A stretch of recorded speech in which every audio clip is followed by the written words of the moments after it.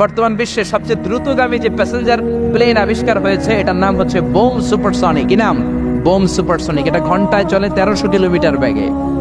এটা দিয়েও যাওয়া যাবে না, কারণ কোনো প্যাসেঞ্জার বিমান দিয়ে এই যে মাধ্যাকর্ষণ শক্তি এটাকে ডিঙানো যায় না। আমাদেরকে যেতে হবে রকেট দিয়ে।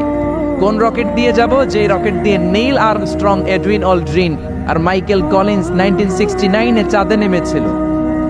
ওই রকেটটার নাম হচ্ছে অ্যাপোলো 11। পৃথিবী থেকে সবচেয়ে কাছের যে তারাটা প্রক্সিমা সেন্ট্রাই তার নাম, ওইখানে পিকনিকে যাব। তো এই যে রকেটটা দিয়ে যাব অ্যাপোলো 11, এটা কত দ্রুত চলে এটা আগে শোনেন।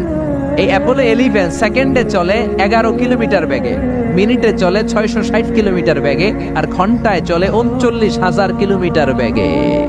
সুবহানাল্লাহ, মজা করে কইতে পারলেন না?